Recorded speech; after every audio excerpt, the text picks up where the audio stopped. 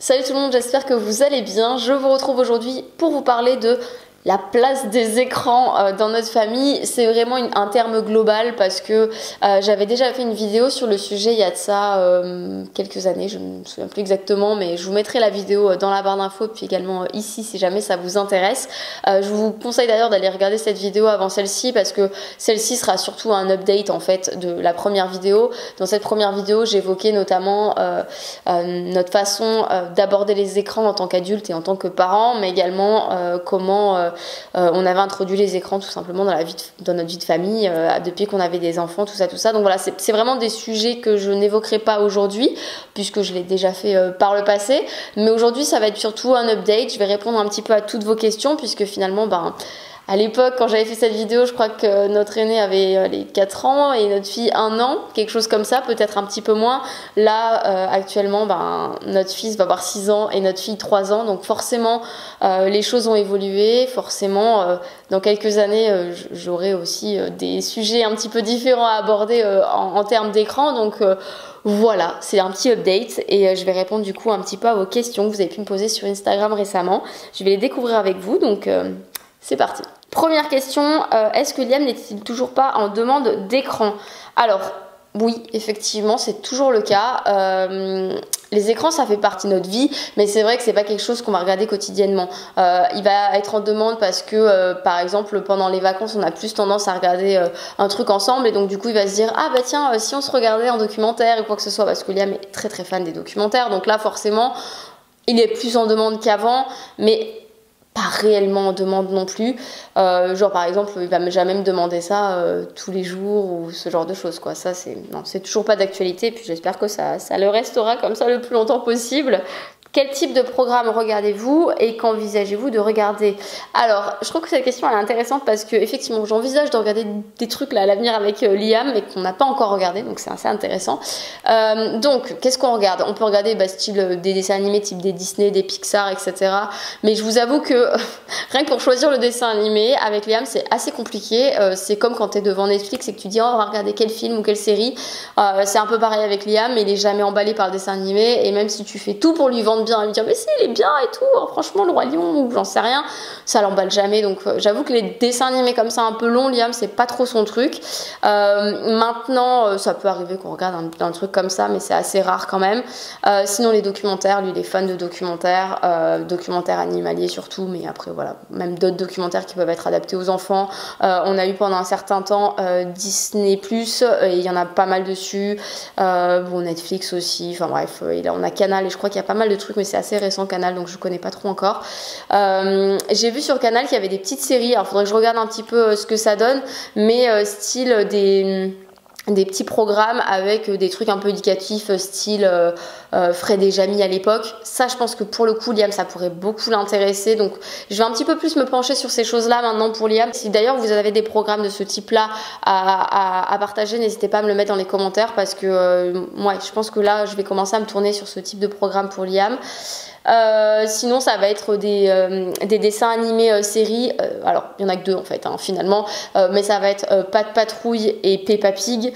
Alors les 2 sont en anglais, on met tout en anglais. Peppa Pig j'aime beaucoup parce qu'en fait le vocabulaire utilisé c'est vraiment de l'anglais basique, c'est très simple. Alors en français je vous avouerai que je n'ai jamais regardé, donc je sais pas ce que ça donne, mais pour les tout petits et tout, Romy regarde Peppa Pig et Liam aussi, et pour le coup en anglais ils assimilent rapidement le vocabulaire et tout, et puis voilà, je trouve que c'est bien. Après pas de patrouille, la base j'ai envie de dire pour les enfants à peu près de cet âge là comme Liam. Je sais qu'il a des copains qui regardent Ninjago ou des trucs du genre, mais lui il regarde pas du tout et même ça l'intéresse pas. On a commencé les cartoons aussi parce que moi j'adorais les cartoons quand j'étais petite, et il a pas mal accroché, donc là il commence à regarder un peu les cartoons, mais voilà, après c'est assez rare. J'ai une copine qui regarde Koh-Lanta avec son enfant, et moi je verrais pas du tout, je me verrais absolument pas regarder ce genre d'émission avec Liam parce que je trouve que c'est encore trop adulte pour lui en fait.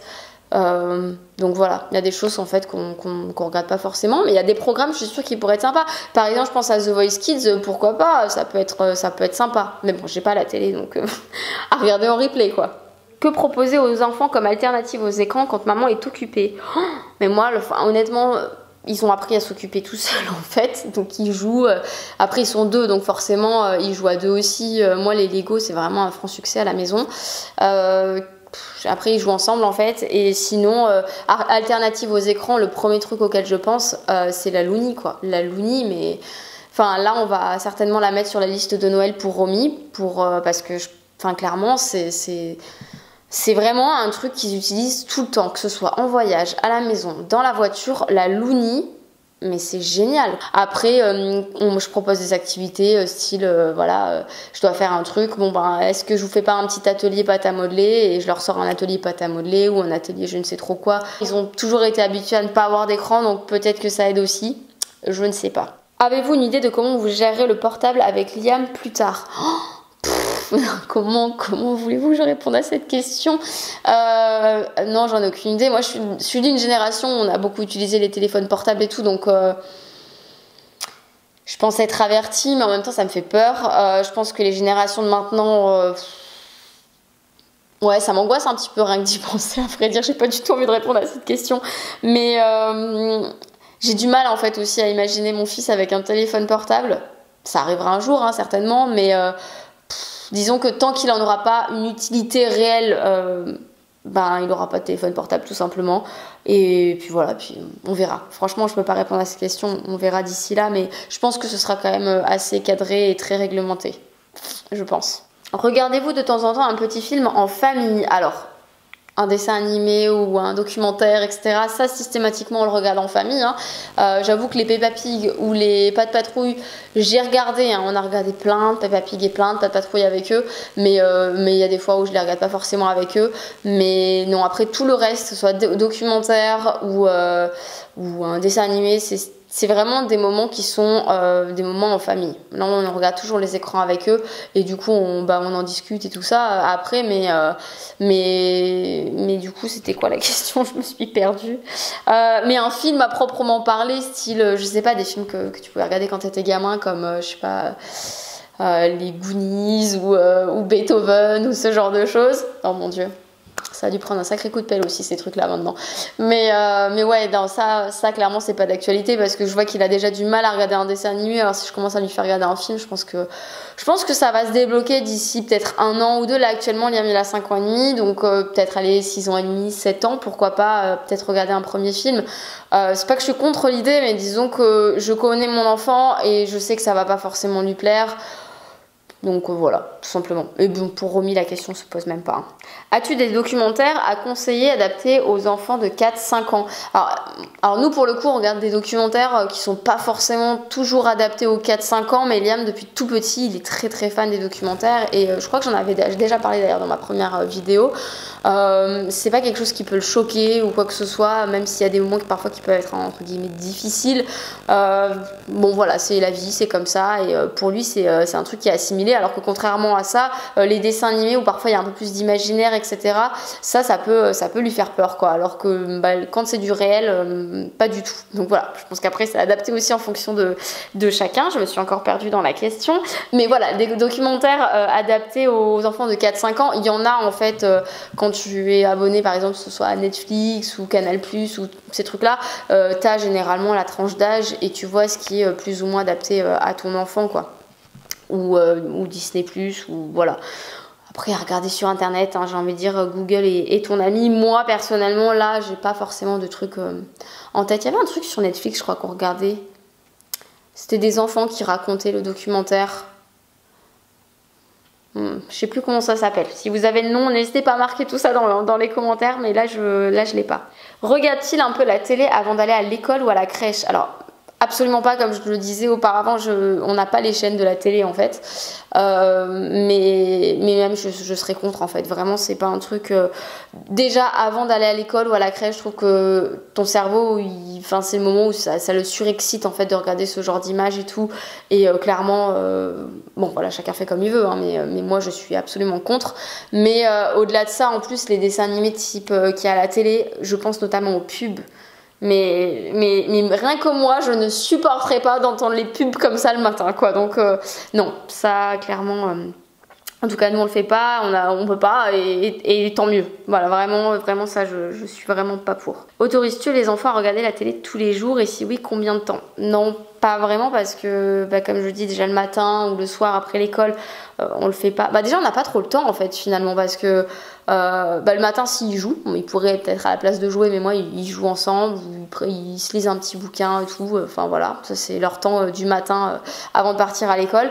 Et le soir en fait on a clairement pas le temps. Il y a les devoirs maintenant que Liam il est rentré en CP, donc on gère les devoirs pendant que Romy elle fait des petits jeux à côté, et en fait je passe aussi du temps avec eux. Quand il y a leur papa, Liam il passe aussi du temps à jouer au foot avec son papa. Après pareil, mon chéri prend du temps à jouer avec Romy. Donc en fait on a plein de petits temps comme ça où on joue, et finalement pour nous c'est ça notre temps, et il n'y a pas d'écran du coup du tout tous les jours en fait. Les écrans, c'est pas forcément que c'est interdit dans la semaine, parce que ça peut m'arriver par exemple le vendredi soir et de me dire bon allez, là papa est pas là depuis un moment, bon ça vous dirait pas qu'on se fasse un petit truc ce soir et on se regarde un petit documentaire ou un petit dessin animé ensemble. Ça peut arriver le soir, mais c'est hyper rare. Pour être tout à fait honnête, je suis même pas sûre que les enfants regardent un écran une fois par semaine, genre le week-end ou quoi. Est-ce plus dur de gérer le non-écran avec le deuxième enfant, car elle regarde forcément plus tôt, etc. Alors plus dur de gérer, oui et non, parce que nous en fait on s'est jamais dit genre du coup pas d'écran pour Romy. Romy a forcément regardé les écrans plus tôt que Liam, mais en fait c'était différent parce que Liam a beaucoup regardé des documentaires, et Romy en fait était pas forcément à fond devant l'écran. Pendant ce temps elle jouait à un autre truc, et même si elle pouvait regarder et tourner la tête, c'était pas quelque chose qui l'intéressait forcément, et donc du coup elle regardait pas, donc c'était pas difficile à gérer. Après elle a regardé les écrans plus tôt que Liam au même âge, on va dire, donc on n'a pas géré, on n'a même pas cherché à lutter de quoi que ce soit en fait, tout simplement. Mais bon, c'est tellement finalement rare, j'ai envie de dire, les écrans chez nous, que nous personnellement ça nous pose pas trop de problèmes en fait. Est-ce que vos enfants réclament la télé, ou alors c'est vous qui leur interdisez? C'est pas une question d'interdiction, c'est une question qu'il n'y a pas en fait. Donc c'est même pas je t'interdis ou tu es puni de. Il n'y a pas d'interdiction puisque elle y est pas. C'est comme moi, j'ai pas la télé H24 en fait, elle tourne pas. Moi je regarde jamais d'émissions par exemple avec mes enfants à côté. Ça n'est jamais arrivé. Je vais regarder une émission, enfin non, je regarde pas d'émission d'ailleurs. Je vais regarder une série ou un film, mais ça va être le soir quand les enfants sont déjà au lit et tout. Donc en fait les écrans ça a pas cette place là en fait dans notre famille quoi. Peuvent-ils accéder à vos portables et le demandent-ils? Alors non, ils peuvent pas accéder à nos téléphones portables parce qu'en fait il y a un code déjà sur nos téléphones, donc ils ne le connaissent pas. Mais après ils peuvent le prendre parce que t'as pas besoin d'avoir le code pour prendre des photos. Donc moi ça arrive que je vois les enfants prendre des photos ici et là avec le téléphone. Liam a eu accès au téléphone de son papa, alors pas vraiment tout seul parce que finalement son papa était toujours à côté, mais pour une application, il avait téléchargé une application avec des drapeaux. Liam a eu sa période vraiment très très fan des drapeaux, et du coup il devait retrouver en fait le drapeau qui correspondait au pays, etc. Donc ça c'est un petit jeu qu'il faisait à deux, mais sinon non, sinon rien d'autre. Combien de jours par semaine et combien de temps par session? Alors j'ai un peu répondu à tout ça, mais il n'y a pas de jour par semaine parce que déjà la semaine ils regardent pas, le mercredi on n'a pas du tout le temps de faire ça, le week-end éventuellement, ou pendant les vacances. Pendant les vacances, ils vont peut-être regarder, ils vont pas regarder plus, mais ils pourraient regarder plus, disons. Et combien de temps par session? La longueur d'un dessin animé Disney, j'ai envie de dire, puisque ça peut arriver qu'on regarde vraiment ce temps-là, mais souvent on le coupe entre deux parce que il se lasse au bout d'un moment, et du coup on regarde la suite plus tard. Voilà, donc je me rends pas trop compte, mais on va dire allez, plus ou moins 1 heure quoi. Est-ce que tu interdis parfois Liam de regarder les écrans car sa petite sœur n'est pas loin? Non, parce que on choisit toujours un programme qui est un peu adapté aux deux finalement. Ou alors si Romy ça va forcément l'intéresser, je fais une activité avec elle à ce moment-là et lui il regarde avec son papa plutôt. Enfin voilà, ce genre de choses, et on se divise, mais généralement c'est des programmes que Romy elle peut regarder aussi. Et là, je suis en train de penser, mais ça, c'est un programme aussi que Liam adore regarder, c'est le sport à la télé. Le sport, vraiment, enfin, à la télé. J'ai toujours pas les chaînes télé, hein, mais voilà, suivre le sport, que ce soit le foot, que ce soit n'importe quel sport, en fait, en règle générale, puisque finalement, il suit un peu les traces de son papa. Mon chéri est un grand fan de sport, en règle générale, et il demande aussi souvent comment ça se joue, quelles sont les règles, etc. Il y avait, je me souviens, cet été, quand on était à la Réunion, des compétitions de natation, il y avait de la natation synchronisée, mais bon, il y avait plein d'autres choses, et il a adoré suivre ça aussi à la télé, donc voilà, je sais plus parce que c'était pas les mêmes chaînes aussi que chez nous, donc je sais plus exactement ce qu'on regardait, mais ça, il est très très fan aussi du sport à la télé. Comment gérez-vous les frustrations lors de l'arrêt de la télé?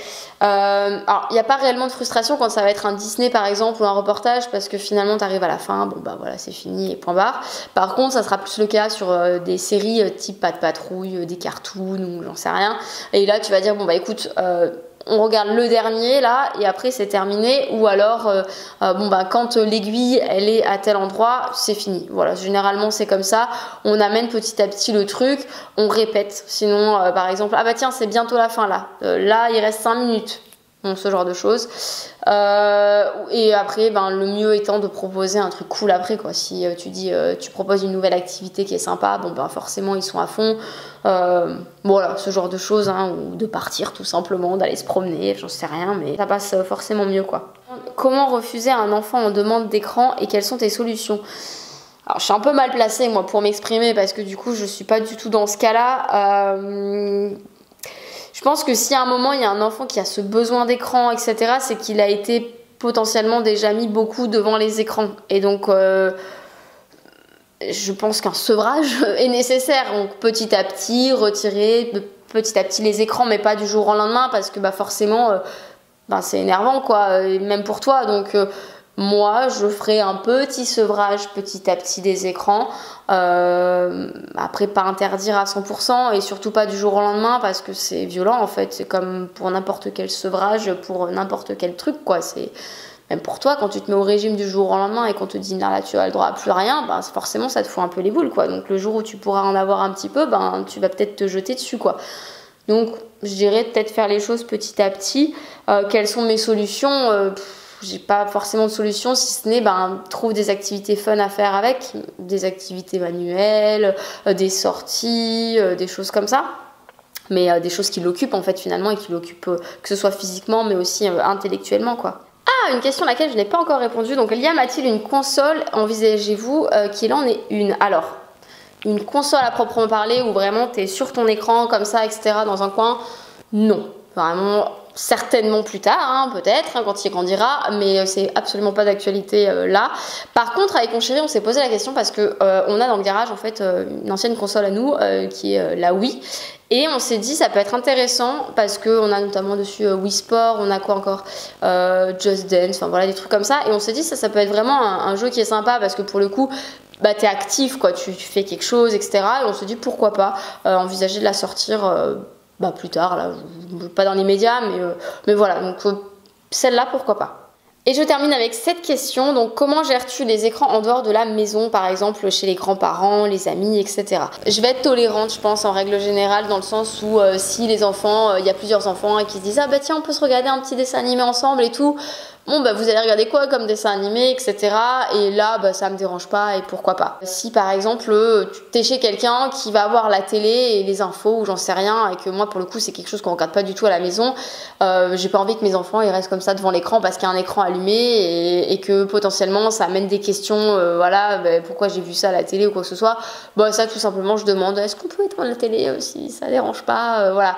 Généralement ça passe plutôt bien, ah bah oui désolé c'est vrai que je fais pas attention, voilà. Et bon, généralement c'est assez bien compris, surtout qu'on les gens qu'on côtoie savent un petit peu comment on fonctionne, et donc ça colle plutôt bien et généralement c'est pas mal perçu et je pense pas passer pour la lourde, oh là là encore celle-là qui regarde pas les écrans Non, vraiment, je pense que généralement ça passe très très bien. Donc voilà pour cette vidéo, j'espère en tout cas qu'elle vous aura été utile. N'hésitez pas à me partager les programmes que vos enfants aiment regarder, parce que c'est vrai que j'arrête pas de me poser la question là pour Liam, pour des petites choses du style Fred et Jamie, je me souviens plus, c'est pas sorcier. Je pense que ça c'est typiquement le genre de truc qui pourrait l'intéresser, mais j'avoue que je me suis pas trop penchée sur le sujet. J'ai pas trop regardé ce que j'avais en fait aussi. Moi c'est vrai que nous on est très Netflix, Canal Plus du coup depuis peu, et je crois qu'il y a un truc là-dessus, c'est tout. On n'a plus Disney+, mais après je crois que tu peux télécharger des applications sur la télé, enfin bref. Je suis pas trop au point, je suis pas trop au point, mais voilà, n'hésitez pas à me dire si jamais vous avez des programmes à me conseiller, parce que vraiment je suis preneuse. Et sur ce, j'ai envie de vous dire peut-être à dans quelques années pour faire un petit update des écrans et voir un petit peu comment ça a évolué en fonction de mes enfants qui ont grandi. Et sur ce, je vous dis à très bientôt dans une prochaine vidéo. Ciao.